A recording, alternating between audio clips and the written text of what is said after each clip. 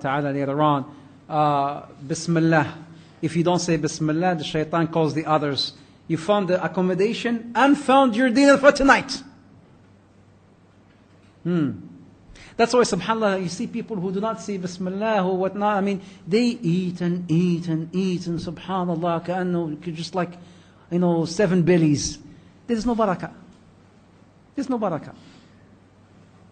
So, Bismillah. Remember Bismillah before you enter your home, and say Salamu Alaikum, like the Prophet ﷺ used to do when he used to come home. Bismillah, Salamu Alaikum. First thing, Salamu Alaikum. Even if you're by yourself. Could be some bias jinn inside, or say Assalamu Alaikum, whoever is there. And you close your door. Before you close, say Bismillah. Close your door. Alhamdulillah, we do this at home. Even my little kids now, they say Bismillah, and they close the door. You see it, wallah, you feel so happy, alhamdulillah. Teach it to your kids.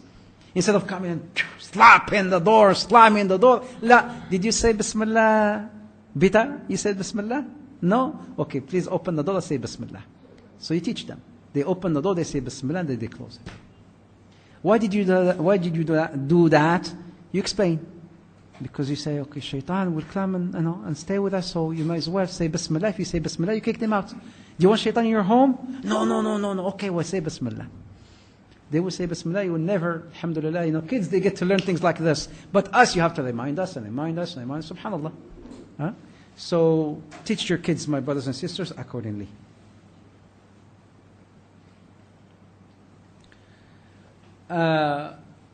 Pictures in books. Books that have got pictures. Again, these books are covered, but how about the cover page? I've got a cover, a page on the cover. It's got some sort of picture. I would maybe put it on upside down, or put something on top just to hide that picture. This is what I would do, right? I would put anything on top to hide those pictures, or maybe in my shelves, if I can put them in shelves, they're all hidden. They're fine. But if they're not, I try to put something on top to cover those pictures. طيب, my brothers and sisters, shaitan and jinn. Listen to this. الشيطان جني وليس كل جني شيطانا. Arabic. Understood? No. अब का नाम किया है understood? No. الشيطان جني. الشيطان is jinni. Shaitan is jinni. But not every jinni is shaitan. Okay?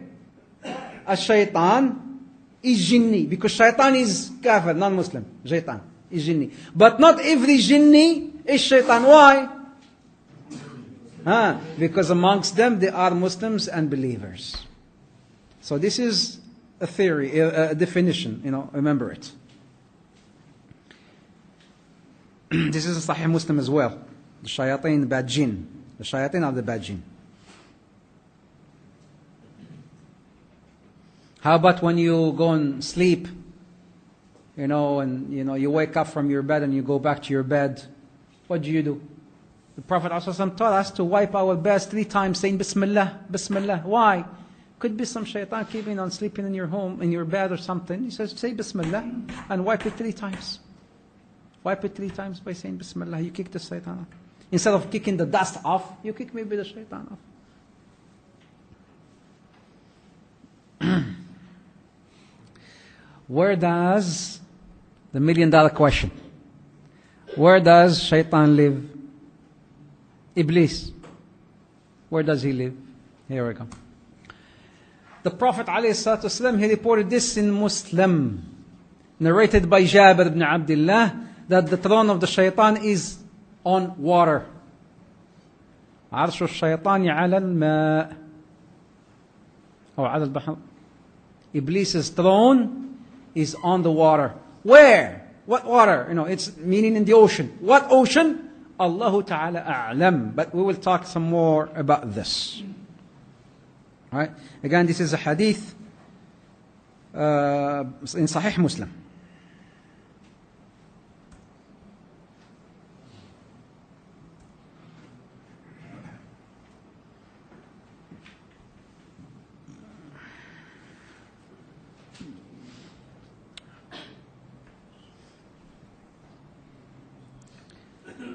By the way, let me go back here, since we're talking about the ocean. You've heard about the Bermuda Triangle, right?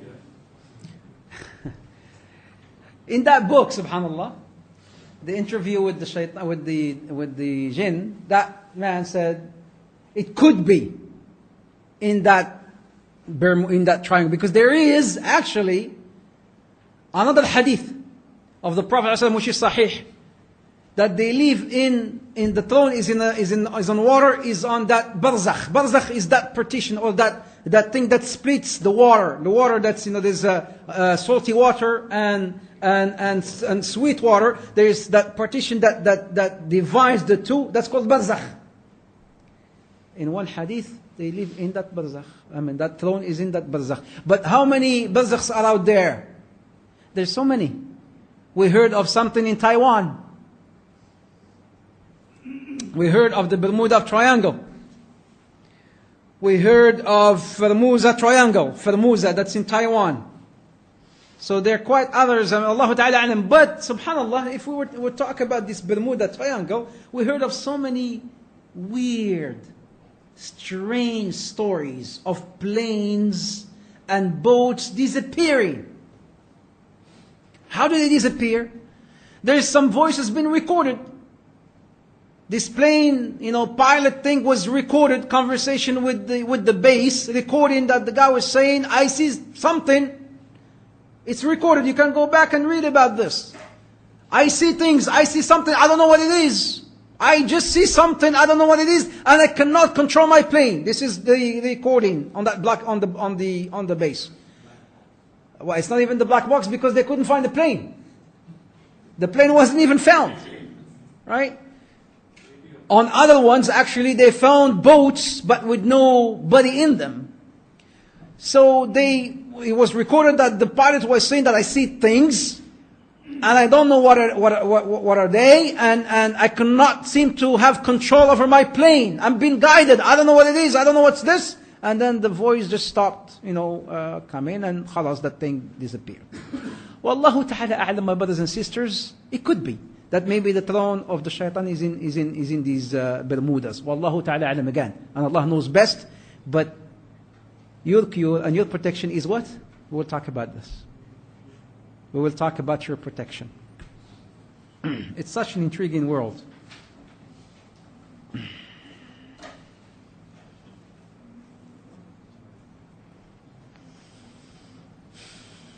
If you stick to the orders of Allah, nothing can harm you. Just to let you know.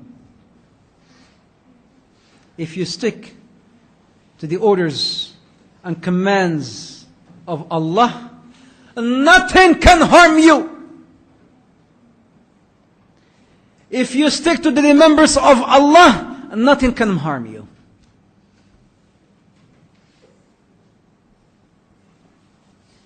Shaykh came to us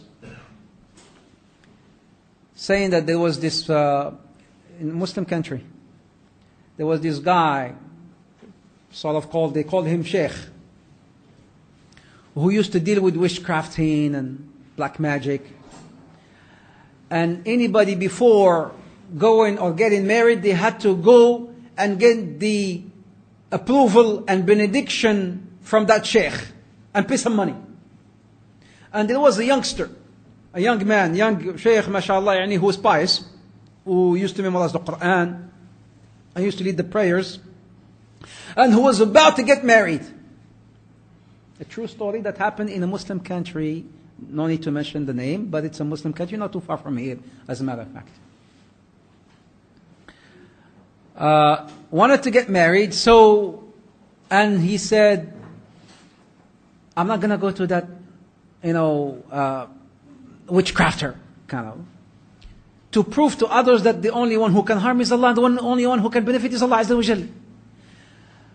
And that other witchcrafter heard that that man wasn't coming to see him, so he swore, because anybody who does not go and get the benediction from the sheikh will not be able to sort of have an interaction with his wife. They had to go and pay the sheikh, because that sheikh